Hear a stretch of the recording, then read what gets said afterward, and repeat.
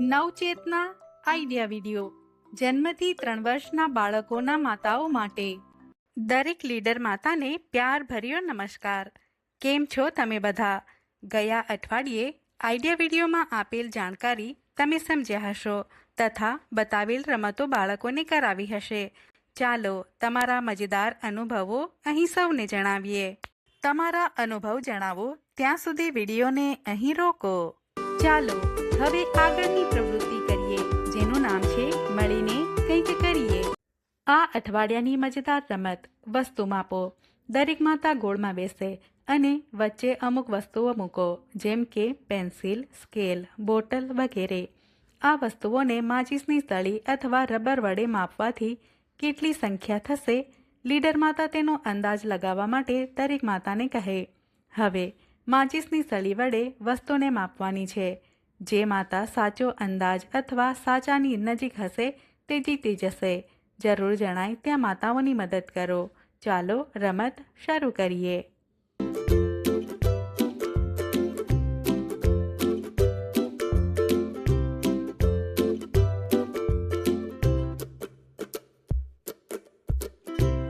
આ રમત રમો ત્યાં સુધી વિડીયોને અહીં રોકો। ચાલો હવે આગળની પ્રવૃત્તિ કરીએ, જેનું નામ છે કંઈક નવું શીખીએ।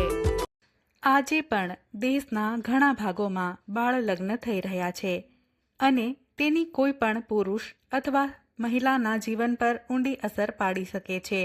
ચાલો આ વિડીયો પરથી જોઈએ કે બાળ લગ્ન શું છે અને તેના કારણો અને આડઅસરો વિશે જાણીએ।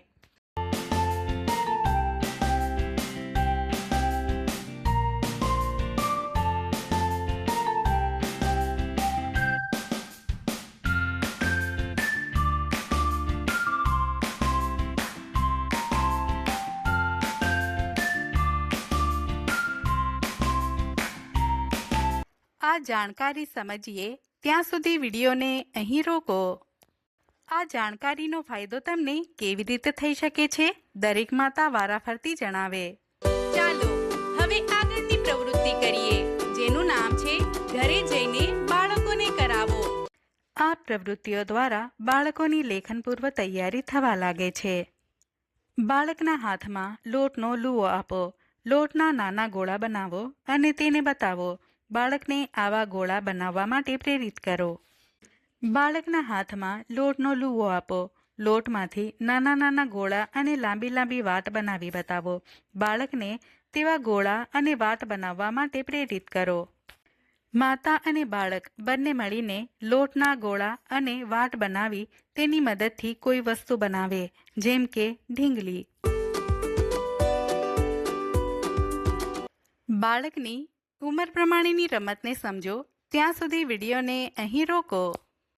આશા છે તમે તમારા બાળકના ઉંમર પ્રમાણે કઈ રમત રમવાની છે તે સમજી ગયા હશો।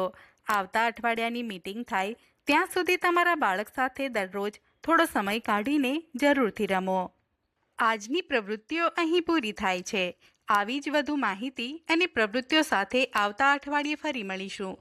ત્યાં સુધી તમારું અને તમારા બાળકોનું ધ્યાન રાખજો। હસતા રમતા રહો। ધન્યવાદ।